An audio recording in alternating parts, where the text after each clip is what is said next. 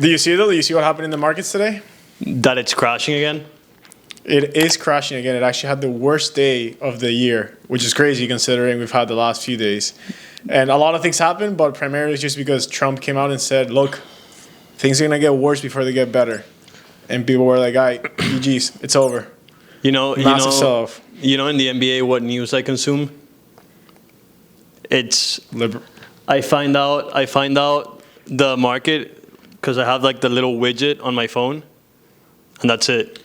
That's a good one though. That's a good one. You know, before I start reading the news for work because I had to, which I don't really love, Stock Sharks on Instagram, pretty fire. And then I'll put 2 more that I follow that I don't remember the names, but those are pretty good. But even though the market is doing horrible, we're gonna talk about the best trades in life and history in general. The people that did well. People are not doing well now, but the people that did well in the past. Maybe there are a few that are doing really well right now. The Tesla short traders are probably doing really well right now, but it's probably a pricey position. Maybe there's some people that we're going to talk about in 10 years that are making trades right now that are going to be the best trades in 10 years. Maybe because they did some trade in the 2025 recession. Maybe. Throwing the R word out there. No, I don't know. I don't know about that one. Hopefully not. I did get a few that are not 100% stock related, which I think are cool. But yeah, you want to start? You want me to start? Sure, I'll start. We talked about this one yesterday, but it's a world-famous, world-renowned Mark Cuban color trade. It's called a color, correct? Right. So Mark Cuban created a company called AudioNet, which is basically the streaming before the streaming became famous in 1999. He created this company where people could stream stuff through the internet, and he sold it to Yahoo, along with his partners, for around $5.5 billion, of which he kept, I think it was like 30-something%, which ended up being like around $2 billion. Fast forward 2 years later, I think it was like 2001, maybe 2000, the stock had gone up. Oh, and because he got paid in stock, right? He got paid in stock. Important caveat. He got paid in stock, no cash. So he basically gave his company to Yahoo, and he got $2.5 billion worth of Yahoo shares. Now, like 6 weeks before everything collapsed, the stock had gone up to $2.5 billion, his ownership. So he had $2.5 billion in Yahoo stock, and he said, you know what, the valuations are stupid, like this does not make sense. I already have a $2.5 billion like worth of stock. Let me make a hedge so I secure myself and my future generations for life. So what he did, Falc, you're the finance guy here, but he sold some calls and he bought some puts. And what that does is that limits your downside and that also limits your upside. So if Yahoo had gone up 1,000%, he would have kept the limit of the call he sold. If the stock crashes and Yahoo goes bankrupt, he keeps the value of the put. So I don't know if you can find the graph. I can send it to you. It's a graph like this with a diagonal line. It limits your downside and your upside. And he did it cashless, which is somewhat, I don't think it was 100% cashless, but probably he put no money down or actually made money out of it. And to do that, you have to make the strikes of each side like really close to each other. Because what you said, he was like, I didn't really need to make much money. I had $2 billion that I was sitting on. I just had to make sure that I can keep what I had. And I think because of the contract with the company, he just couldn't sell the shares. Yeah. Also because you can't just sell $2 billion worth of shares just like that. Yeah. But I think the contract said that he couldn't sell it until some time had passed. So he did that. The stock kept going up for a couple of weeks. He hit the strike price. And the stock kept going up. And people were telling him, hey, man, I told you, you should have kept the stock. You don't know what you're doing, blah, blah, blah. 4 weeks later, I think Yahoo went down from like $200 to $5 per share. But he kept his $2.5 billion. And it's because sad the dot-com bubble had happened, yeah. Because the dot-com bubble crashed. And when he tells his story, it's sad because he tells a story about a lot of employees that had gotten a bunch of stock. They were worth, and it was like secretaries, like normal employees. They were worth $25 million. And after everything crashed, their wealth crashed as well because they didn't sell. But he was a smart man, and he was able to cover his losses. Yeah, in that video that he explains it, which I'll put it here, it's like a Answer the Internet video that he did where he talks about it. He's talked about it in a few podcasts. He says, my favorite lines, he was like, look, whenever you're buying a stock, whenever you think you figure it out and you have the best stock ever, the best stock pick, just remember that someone sold it to you. Exactly. And there's a reason why that person's getting out. Yeah, crazy. So Mark Cuban, amazing trade. Sadly, as soon as he sold the Mavericks this year, the Mavericks made a horrendous trade. So, as you can see, Mark Cuban knows not to do horrendous trades. Well, so in that same token, also in financial markets, one of the most famous trades ever is the trade that George Soros, I think that's how you say the last name, this world-renowned and famous hedge fund manager, did on the Black Wednesday trade of 1992. Have you heard of it? No. So basically what he did was, back then, it was before the euro was a currency of everywhere in Europe, but the British pound was not doing so well, and it was actually pegged to the currency of Germany, which back then was called the Deutsche Mark. Insane. And then the British economy was doing pretty bad. So they were basically pegging the currency, and George Soros was gambling that they weren't going to be able to maintain that peg. So what he did is that he borrowed 10 billion pounds, I think from banks or just from the Bank of England, and then he grabbed those 10 billion pounds and converted it into the Deutsche Mark, which put a downward pressure on the British pound. And he also had the benefit that a lot of other hedge fund managers from like competing firms saw what he did and helped him by doing the exact same trade, which put even more pressure. The Bank of England tried to stay strong and not get rid of the peg, but at the end they had to concede and they got rid of the peg. So he went back into British pounds and he ended up profiting in one day $1 billion from that trade alone. If you search up the best trades ever, that's the number one that always comes up. Question.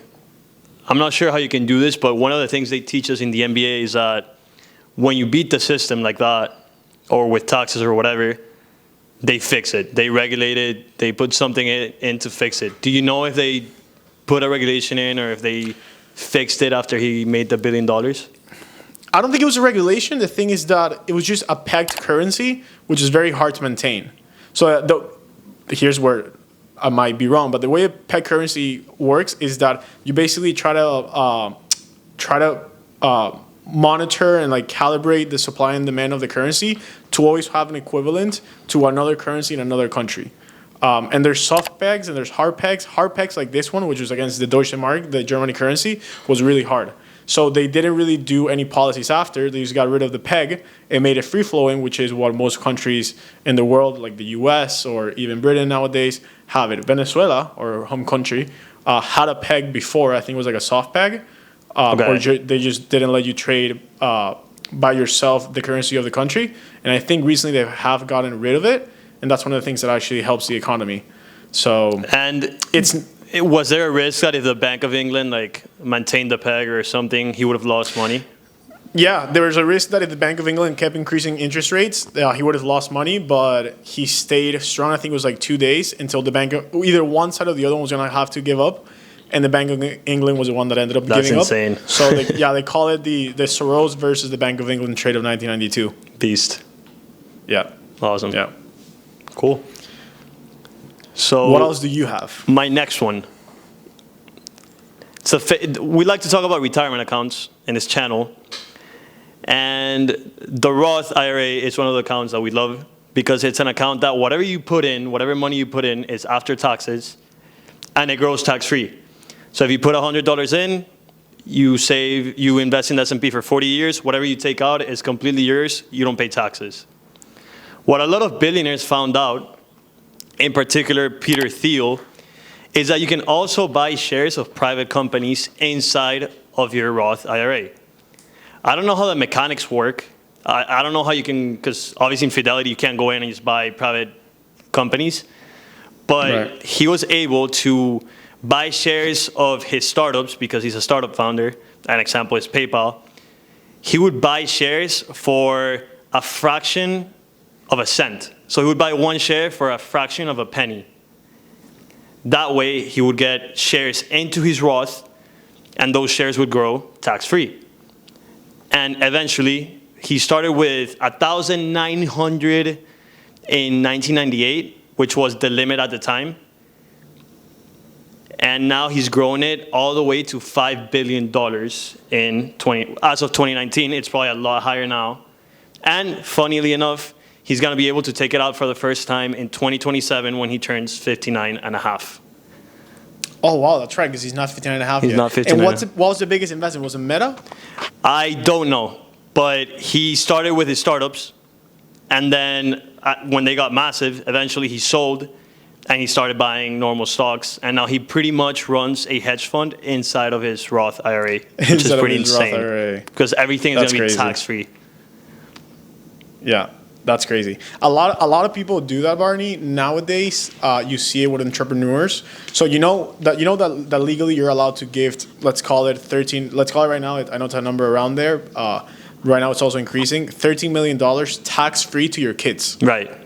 So you're allowed to do that. So what a lot of company entrepreneurs do is that they set up the trust to give those shares to their kids, to give that money to their kids. And what they do is that they get the valuations for their companies, and they give to their kids share of the companies before the companies goes public and before there's a big acquisition. So if they gift it today, and you do that estate planning of just gifting the shares to your kids, let's say a $100,000 valuation of a company. If that company goes into the future and goes public, and those shares become public, and that becomes $100 billion, you don't have to pay state tax on that transition, because that's something that you already gifted, part of the $13 million allowance in gift state. It's crazy, so it's like man. a similar way to also avoid taxes when you can kind of structure the private. We need the private we company. need an accountant, Falc, because clearly we. Well, you are an accountant though. But I'm not a practicing accountant. I don't know those tricks. You're not a tax accountant. I'm a fake accountant. Don't forget that Barney's a CPA. A fake and has CPA, man. also amazing CPA videos, and passed all 4 CPA exams in the first try. But that stuff, they definitely don't teach it to you in the CPA. Yeah, well, because for you to do that stuff, that's like more like estate planning, and you have to do like a master's in taxation. I feel like there's too many things to teach. And also, like, you have to read the fine print in the code, because you have to know what buttons to push and what not. Because you can always get sued and have to pay either way. So you have to be strong. But go ahead, Falc. What you learn about the famous IRA from Peter Thiel in 0 to 1, right? I don't remember if it's 0 to 1, just in a class about taxes in the MBA they mentioned it. Right. No, because I remember you did a video about that like a while ago. He might have mentioned it, but I don't remember. Yeah. So I have 2 for you that are pretty funny. One is not funny, but it's accurate, and the second one is funny. So the other one that you see a lot is a famous Jim Kano's through the firm Kinikos Associates. Damn. So Jim Kano's made millions shorting a very famous company called Enron. There's a guy that was basically had a hedge fund. He was obsessed with just reading SEC filings. Like, that was his thing. He would just read 10Ks, AQs, whatever. He would read all of them. And he started noticing that Enron was doing some sketchy stuff, especially with their accounting standards. So he called it that it was basically a house of cards. He did a short, which for the first 2 years was actually really expensive, because he had to pay the mark-to-markets of the short, and it wasn't panning out. And then after shorting the stock at $80 per share, and it was never revealed how much money he actually put into it, but they know that the short started at $80 per share. I think after 2 weeks, the company went bankrupt, and he made all the money from from that short. And like I said, it was never revealed how much money he actually made, but it is expected that it was a few $100 million. That's fire. You know, another thing you learn in the MBA, plug in the MBA, is that in that area, 2001, there was something called a Benage score. I'll send it to you after, because I don't remember the exact name. And with that score, you can pretty much get a probability. Like, you have a normal curve, and based on the number, you can get a probability of what's the probability of a company of that company committing fraud right now. So maybe something he did is that he ran that with different companies, and maybe he ran it with Enron because Enron had a pretty high score at that point, and he realized that there was a high probability that they were cooking the books, and maybe through that that gave him the confidence to short the stock. So it would be interesting to see if he ever says what he used to figure out that there was some fraud involved. Do you remember when you were studying accounting in college, studying a lot the actual scandals that they did accounting-wise for Enron? Or not really, no. Very big picture, no details. Yeah, I still have the smartest guys in the room, the book, and I want to read it or just watch the documentary. With that being said, you're not going to know this one, but it's going to be hilarious. There's another guy that also made money out of Enron, but he was in the other side of the trade. So this guy's name was Lu Pei, let's call him. That was his name. I just might be mispronouncing it. He was an Enron executive that was very well known for being a very good executive, but also taking really long lunches with his fellow executive during work hours. Nice. And the thing that he would do is that he would go to strip clubs during work hours or just after work to not impede the business of Enron. And he also got into some trouble because he would put like the company credit card when he went to the strip clubs. Nice. One of the things that he did was that he actually, after being married for like 20 years, he ended up having an affair with one of the strippers, and actually ended up having a kid out of wedlock, which, it's pretty bad. So he had his wife decided to obviously divorce him.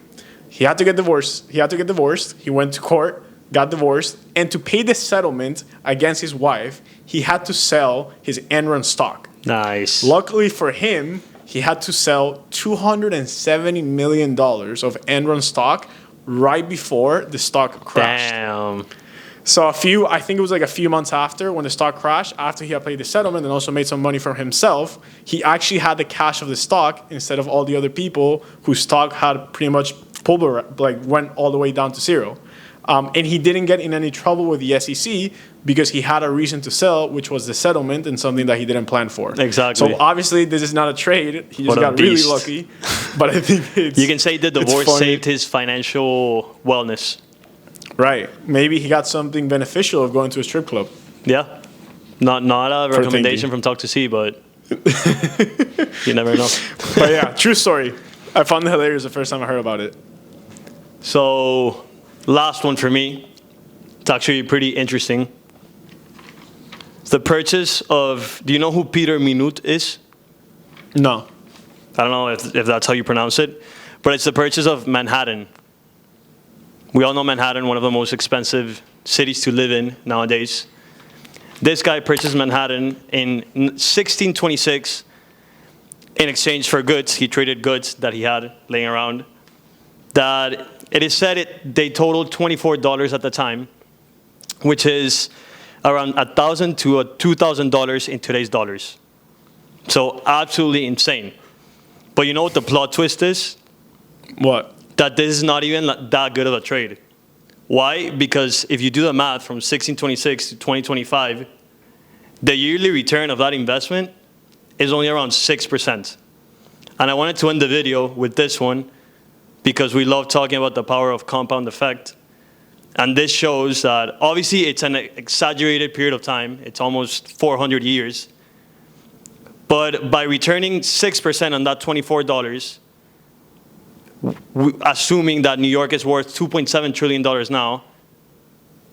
So if you invest $24 at 6% in 1626, at 6%, you would have $2.7 trillion today.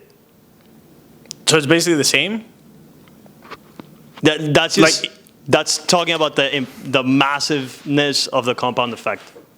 It seems like an insane return over 400 years, but it's truly just a 6% return per year.